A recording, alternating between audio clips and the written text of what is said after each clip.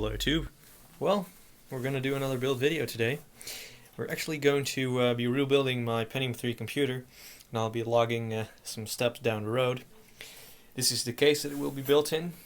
It is nice and yellow and ugly, like a retro PC should be. It has all of the pizzazz that you would expect for a system of this vintage, which is very nice.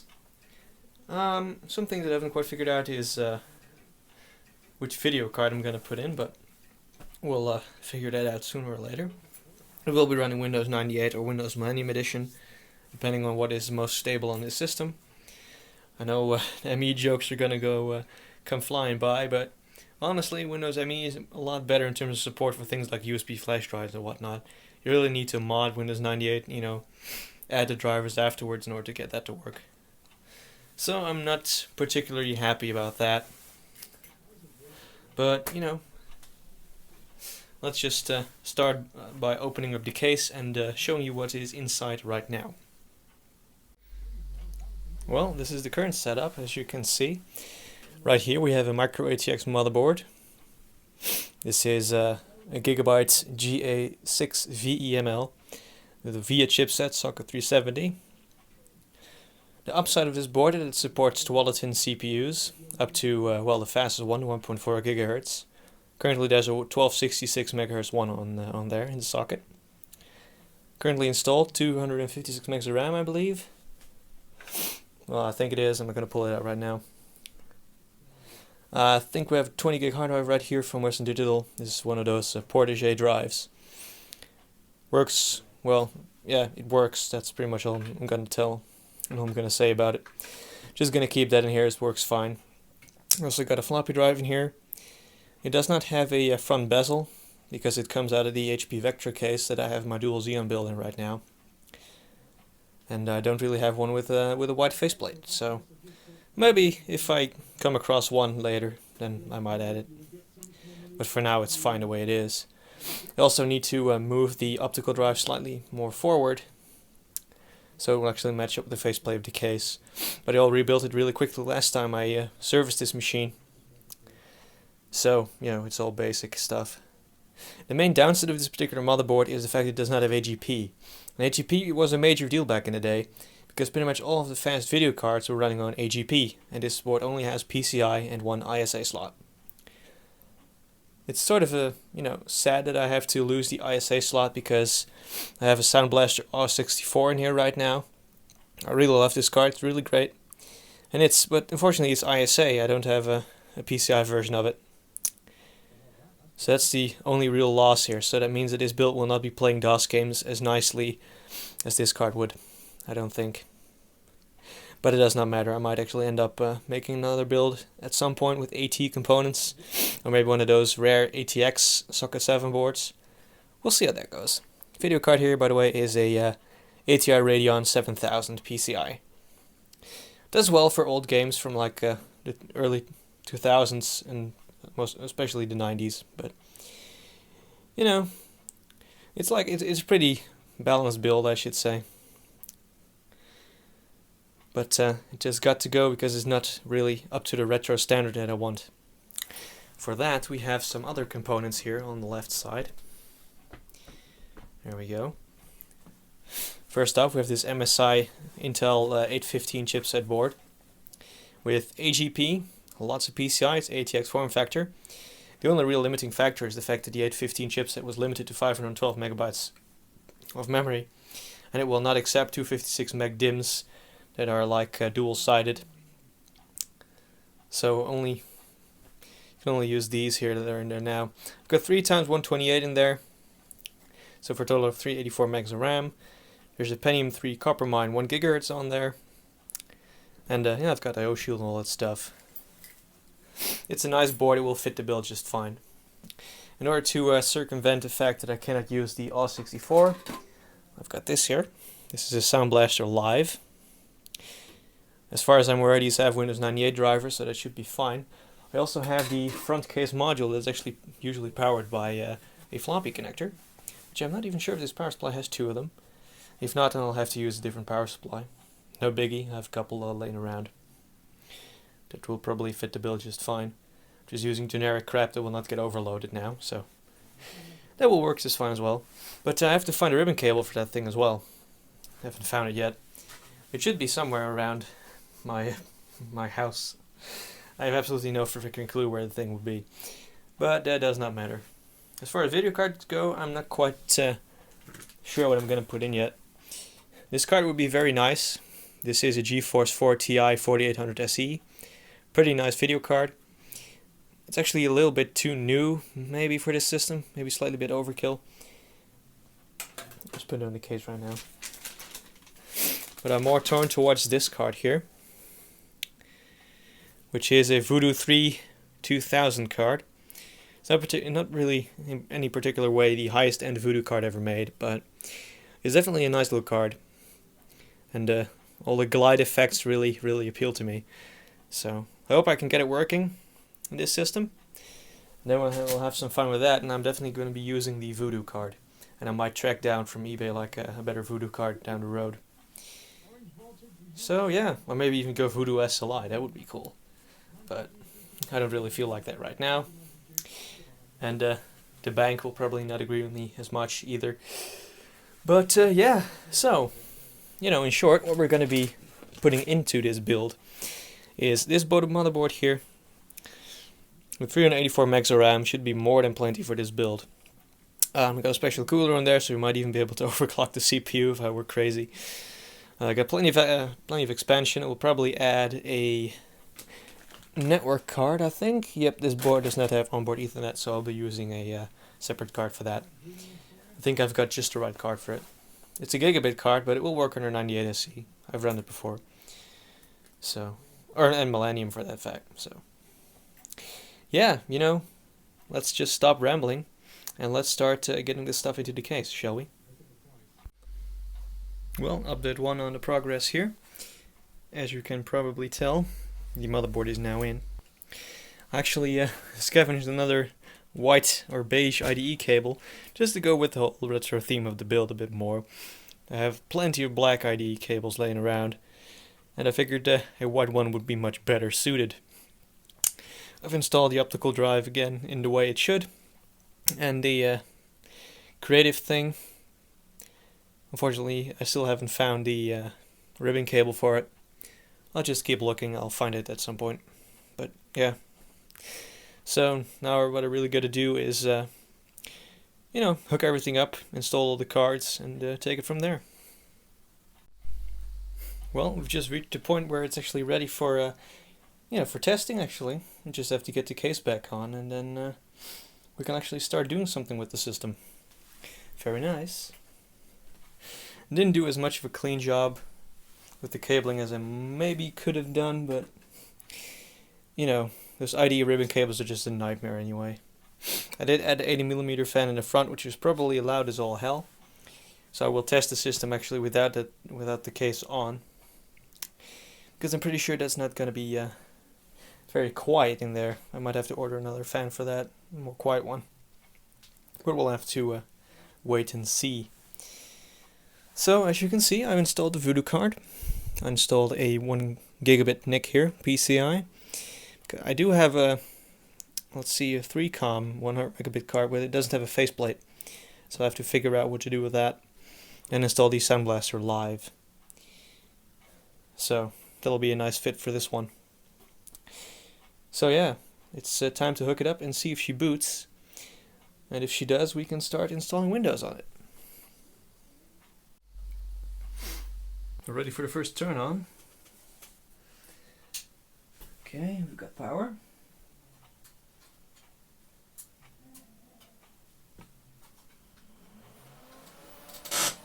Okay. It's turning on, there we go. Okay, it's a 60 meg card apparently. Link to the future. That's nice. But yeah, I was right. That fan is definitely not very quiet at all. I have a bunch of resistors laying around. I might be able to quiet it down. But yeah, I had a new BIOS battery, so of course that's flat. But all the RAM is detected. That's good. Let's see here, PCL status. Yeah, CPU is running pretty darn cool, 33 degrees. It's been laying around in my room where it's about 24-ish degrees at the moment. It's pretty toasty right now, because it's pretty well isolated, so once it's hot it will stay hot, so that's good. It appears to be working, so I'm just going to turn it off now. Going to slap a copy of Windows on there, and we'll take it from there. This might be the next day in the next part, but we'll see what we can do. This is what I'm presented with after installing Windows and setting everything up. I can no longer reach the GUI of Windows unless I go into safe mode. So I'll have to do a video on this machine another time showing you how well it games. But for now, I'm stuck in troubleshooting. I've pretty much deleted everything I possibly could, but I can no longer reach the GUI. There are some system files apparently that are causing some major troubles with the system. At first, it wouldn't boot because I installed the USB 2.0 drivers for the USB card that's in it. I added this later on because I figured out that I had a card that's actually really well supported for Windows 98 using these special storage drivers. Unfortunately, let's see. Oh, that's the onboard audio. Want that disabled as well. It's just not really letting me do anything in the GUI, so this is just really annoying. Because I set everything up. I installed all of the drivers, installed a couple of games to show you guys, but it's just not letting me back into the operating system in normal boot mode. It's not the video driver. I tried to reinstall that a couple times, didn't do anything. Removed it, didn't do anything. So it's not the video driver. At first it was the USB stack. I knew that because when I deleted the entire driver stack for that card, it worked immediately. I could get back into the operating system. That's when I finished installing a couple games and then turned the system off. The problem is, though, I just booted it up again for this video just to finish the project off because I've sort of left it for a week because I had other stuff to do, and it no longer would let me in the operating system. So, long story short, I have to reinstall Windows 98, it seems. Oh wow! And now all of a sudden, it finished booting.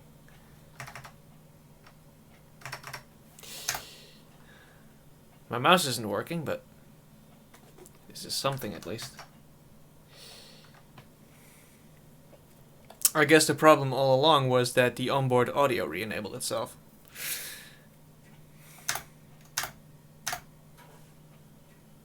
Well then,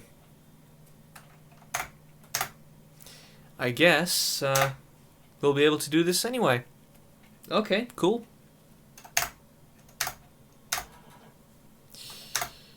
Let's just do all that. Get the mouse configured. Yep. Next. Oh my god.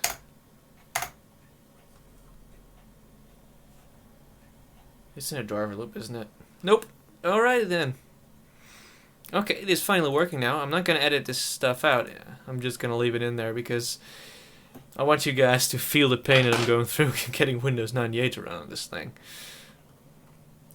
But yeah, I pretty much deleted everything that I had, so that kind of sucks. Especially because it won't let me browse the network to access my NAS, for instance. So yeah, all that I can show here is Unreal Tournament Game of the Year Edition. Running on the Voodoo and Glide mode. Because I think that's all I've got on here. I think I pretty much deleted all of the other games because they were causing problems here and there, but yeah, I had Need for Speed 3, but it corrupted itself. And I think I forgot to re-add the DOS games to it, yeah. This is pretty fresh install of Windows 98 because I had ran into so many problems. So, let's I'm actually going to hook up audio for this. Hold on. If I can, at least. Let's see here.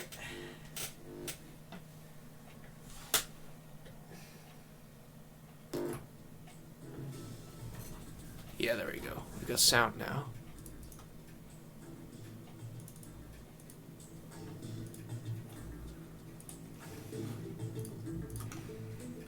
Let's have some fun on... Yeah, this map should be fine. I'm not gonna play Facing Worlds like I usually do when I play the game, but...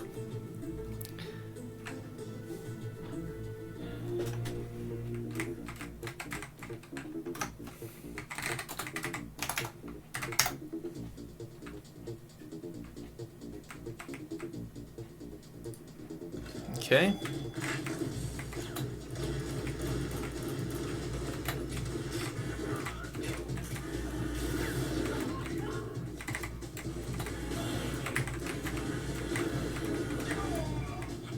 Unfortunately, I can't seem to dodge, but... Frame rate is pretty good, though. It's not always a perfect 30, but... that's fine with me, honestly. This is, by the way, my favorite weapon combination. The amplifier combined with the pulse rifle. It's just so nice to use. Especially when you see all those giblets fly. This engine really was ahead of its time.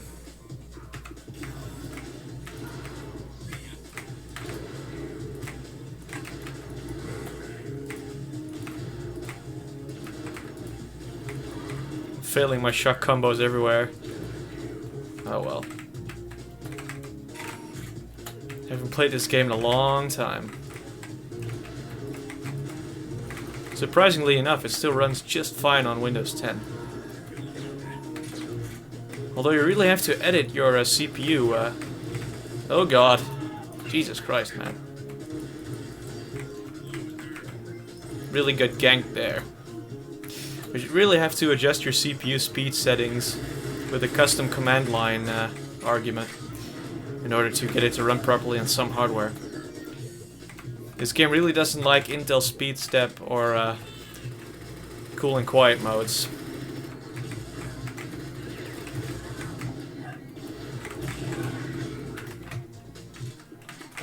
Because it starts to behave erratically. The game will speed up and slow down really quickly. So performance really is all over the place.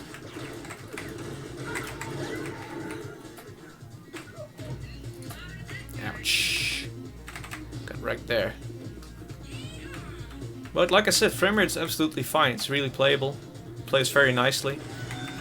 I really underestimated the power of these Voodoo cards. But yeah, 60 megabyte card is absolutely fine for running Unreal Tournament in the highest possible settings on this card. As you can probably tell.